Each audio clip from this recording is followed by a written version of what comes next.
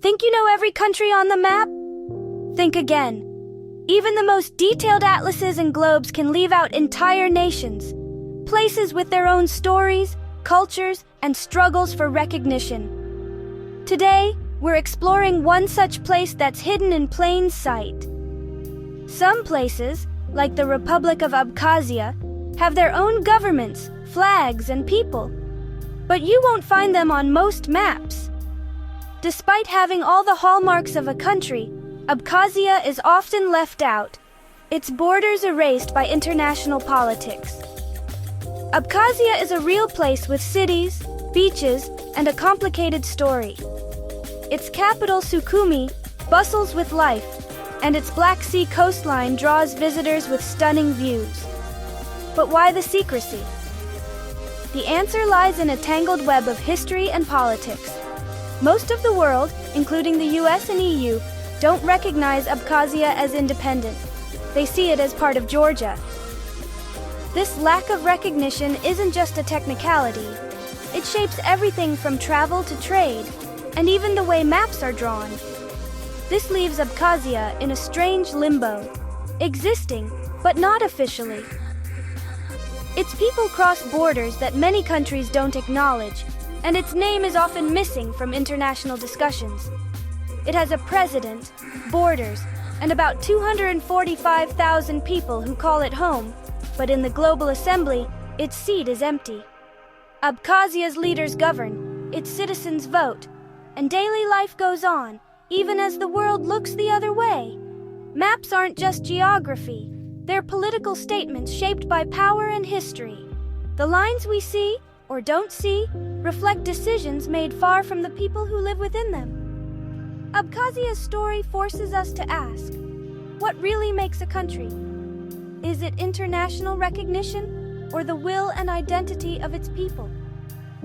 For Abkhazians, their sense of nationhood is real, even if the world disagrees. Let's dive into this hidden corner of the world and discover what it means to exist in the shadows of the map. Let's find Abkhazia, if you can. It's on the eastern coast of the Black Sea, nestled between Russia and Georgia in the Caucasus Mountains. It's smaller than Connecticut, but its story is huge. Abkhazia declared independence from Georgia in the early 1990s, sparking a war and decades of isolation. Most of the world still considers it part of Georgia, so it's left out of news, travel guides, and global business. This isolation means Abkhazia's culture and people are often overlooked, but learning about Abkhazia helps us understand the complex history of the Caucasus and the legacy of the Soviet Union. Abkhazia's geography is stunning and strategic. Imagine swimming in the Black Sea in the morning, then hiking snow-capped mountains by afternoon. Its subtropical coast, once the Soviet Riviera, made it a prized vacation spot. Control of this coastline means access to ports and trade, which is why Russia values Abkhazia as an ally.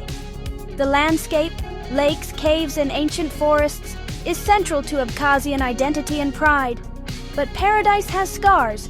Abandoned Soviet resorts and war-damaged buildings are reminders of conflict. The beauty and the wounds are inseparable here.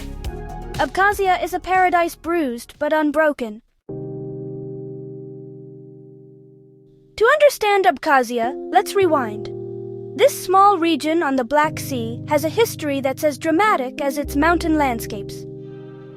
The Abkhaz are an ancient people with their own language and culture, once rulers of the Kingdom of Abkhazia. Their roots stretch back over 1,000 years, and their traditions have survived through centuries of change and upheaval. Over centuries, empires like the Byzantines, Ottomans, and Russians shaped the region. Each left their mark, whether through religion, architecture, or shifting borders, turning Abkhazia into a crossroads of cultures and ambitions. In the 1930s, Stalin folded Abkhazia into Soviet Georgia, sparking resentment and fears of cultural erasure. Policies of forced assimilation and migration changed the region's demographics, and many Abkhaz felt their identity slipping away. When the Soviet Union collapsed, old tensions exploded. Georgia declared independence, and Abkhazia tried to break away. The hopes and anxieties of both peoples collided in a struggle for control and recognition. The result was a brutal war in the early 1990s, displacing hundreds of thousands, mostly ethnic Georgians. Families were torn apart, cities scarred, and the wounds of conflict still linger in the memories of those who lived through it. Since then, Abkhazia has run its own affairs, but the trauma of war and the fight for recognition define its present. The region remains isolated, recognized by only a handful of countries, and its people continue to grapple with the legacy of conflict. For Abkhazians, it's a struggle for survival and self-determination. They celebrate their culture, language, and independence, even as they face economic hardship and political uncertainty. For Georgians, it's about lost homes and national unity. Many still dream of returning to their ancestral lands, and the pain of displacement shapes their national consciousness. Both sides carry deep wounds, and the story of Abkhazia is still being written. One of resilience, loss, and the ongoing search for peace. What's it like to be a country that, at least on paper, doesn't exist? For the people of Abkhazia, this isn't just a philosophical question. It's a daily reality that shapes every part of life, from the way they travel to the way they see themselves. Only a handful of nations, like Russia, Nicaragua, Venezuela, and a few others, recognize Abkhazia's independence. For the rest of the world, Abkhazia is still officially part of Georgia, a disputed territory rather than a country in its own right. This lack of recognition has real consequences. Abkhazians can't travel freely on their own passports, join most global organizations, or access international banking systems. Even simple things, like ordering goods online or getting a visa, become complicated or impossible.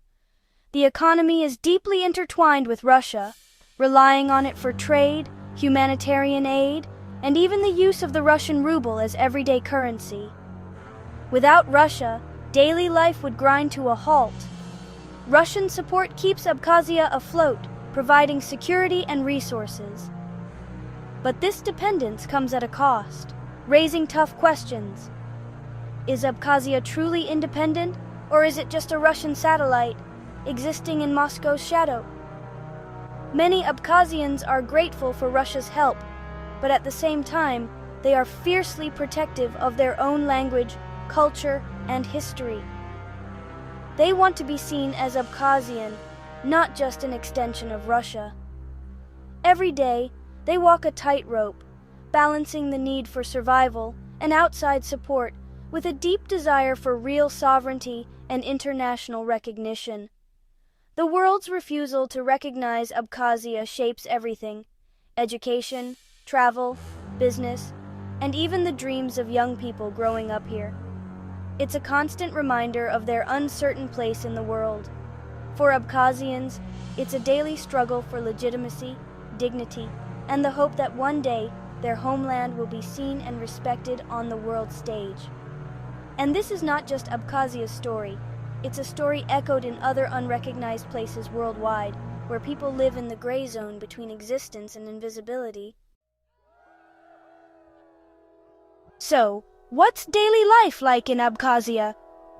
People work, kids go to school, and families gather. Life goes on, but with unique challenges. The economy is fragile, jobs are scarce, and many buildings still bear war scars.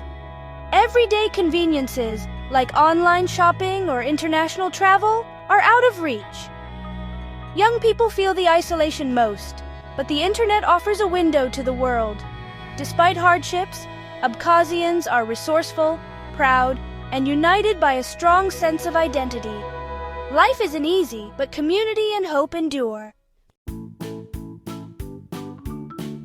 How does Abkhazia endure?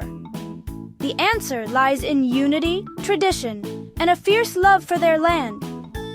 The Abkhaz Code of Apsuara, honor, hospitality, and respect binds the community. Russian support is vital, but the real strength comes from the people's determination to exist on their own terms. Their connection to the mountains and sea is more than symbolic, it's their legacy. This deep-rooted identity fuels their resilience. For Abkhazians, home is always worth fighting for. Why should we care about Abkhazia? Small, unrecognized places remind us the world is more complex than our maps suggest. They preserve unique cultures and languages that enrich humanity. Their struggles echo those of minority groups everywhere, fighting for identity in a globalized world.